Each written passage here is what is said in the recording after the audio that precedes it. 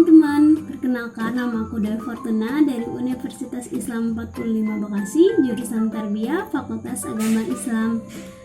Nah, kali ini selamat datang buat teman-teman semua di dalam vlog pembelajaran bersama Dewi Fortuna. Nah, kali ini kita akan membahas tentang konsep dasar etika profesi, di mana di dalamnya ada peranan guru dalam pembelajaran dan juga makna etika profesi. Yuk kita bahas dulu yang pertama, yaitu tentang peranan guru dalam pembelajaran. Dalam Undang-Undang Nomor 14 Tahun 2005 tentang Guru dan Dosen Pasal 1 Ayat 1, guru adalah pendidik profesional dengan tugas utama mendidik, mengajar, membimbing, mengarahkan, melatih, menilai, dan mengevaluasi peserta didik pada pendidikan anak usia dini, jalur pendidikan formal, pendidikan dasar, dan juga pendidikan menengah. Lalu tugas guru menurut Quran Surah Al-Imran ayat 164, di mana yang pertama itu sebagai penyucian, yakni pengembangan, pembersihan, dan pengangkatan jiwa kepada penciptanya, menjauhkan diri dari kejahatan, dan menjaga diri agar tetap berada di dalam fitrahnya. Lalu yang kedua itu sebagai pengajaran, ya ini pengalihan berbagai pengetahuan dan akidah kepada akhlak dan hati kaum muslim agar mereka merealisasikannya dalam tingkah laku kehidupan. Tadi itu adalah tugas guru di dalam Quran Surah Al-Imran dan juga pengertian apa itu guru. Nah, lalu di sini ada 5 fungsi guru dalam proses pembelajaran. Yang pertama itu sebagai manajer, yang kedua sebagai fasilitator, ketiga sebagai moderator, keempat sebagai motivator, dan yang kelima itu sebagai evaluator. Manajer itu di mana dalam proses pembelajaran guru itu yang bertugas merencanakan, mengorganisasikan, melaksanakan, dan mengontrol kegiatan belajar siswa. Lalu sebagai fasilitator, di mana itu guru berfungsi untuk memberikan kemudahan kepada siswa saat belajar. Dan sebagai moderator, yang di mana guru itu bertugas untuk mengatur, mengarahkan, mendorong, dan mempengaruhi kegiatan dalam pembelajaran tersebut. Lalu sebagai motivator, yaitu guru harus bisa memotivasi siswa, menciptakan lingkungan dan suasana yang mendorong siswa untuk mau belajar dan memiliki keinginan untuk belajar secara berkelanjutan. Lalu yang terakhir sebagai evaluator, di mana guru bertugas sebagai pengevaluasi atau menilai proses belajar mengajar dan memberikan umpan balik, yaitu prestasi belajar siswa, baik aspek kognitif, afektif, maupun psikomotorik. Lalu kita akan membahas tentang makna etika profesi keguruan, di mana etika profesi keguruan adalah aplikasi etika umum yang mengatur perilaku keguruan. Nah, norma moralitas merupakan landasan yang menjadi acuan profesi dalam perilakunya.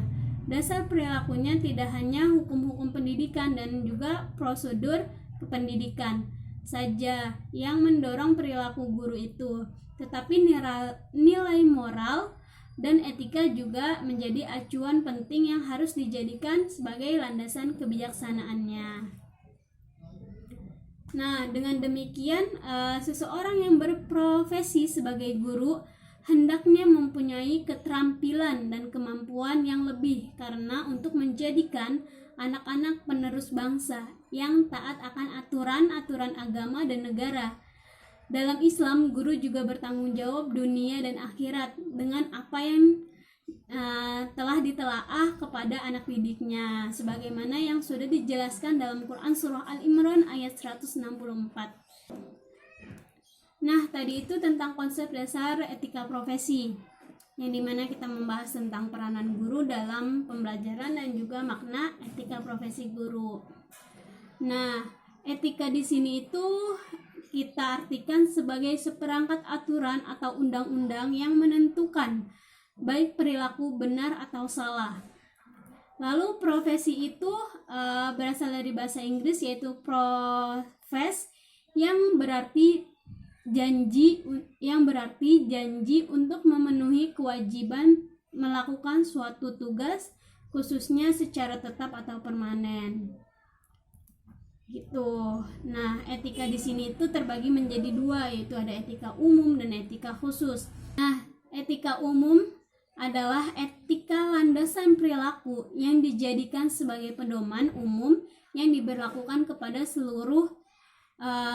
semua unsur di dalam masyarakat. Sedangkan etika khusus itu etika yang diberlakukan kepada individu seseorang yang bersifat tidak universal. Lanjut, kita masuk ke dalam pembahasan selanjutnya, yaitu tentang kode etik profesi. Pengertian kode etik.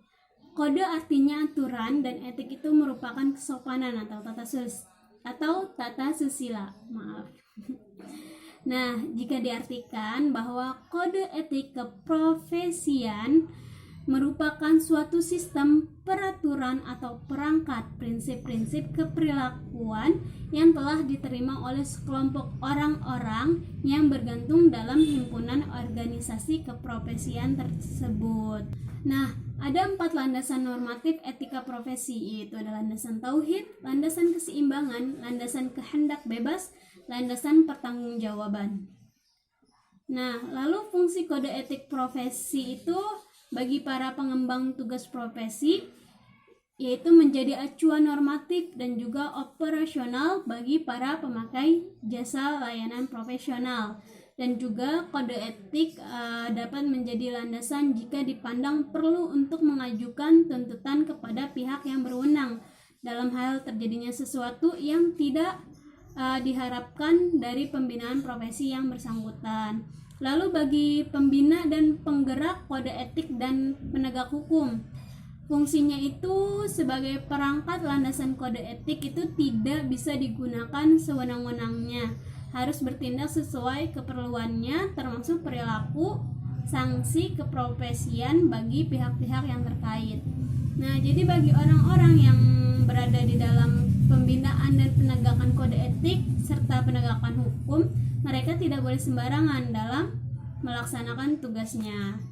Lalu apa sih tujuan kode etik profesi? Nah, tujuan kode etik profesi itu untuk menjamin agar pekerja keprofesian itu terwujud sebagaimana mestinya dan kepentingan semua pihak terlindung sebagaimana layaknya. Itu tadi tujuan etika profesi. Ada juga kandungan kode etik profesi guru, di mana sebagai syarat syahsiyah, sebagai syarat ilmiah, dan syarat ihdafiyah. Nah,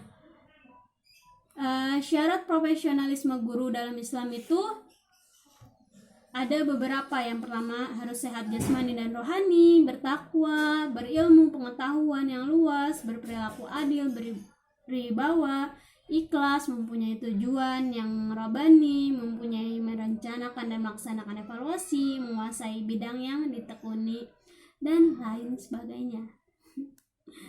Nah, kode etik itu ada banyak. Ada kode etik guru terhadap murid, ada kode etik terhadap orang tua murid, kode etik guru terhadap masyarakat, dan kode etik guru terhadap pemerintah. Itu tadi tentang kode etik profesi. Nah, itu saja pembahasan kali ini. Buat teman-teman semua, jangan lupa sekali lagi di like, di comment, and subscribe.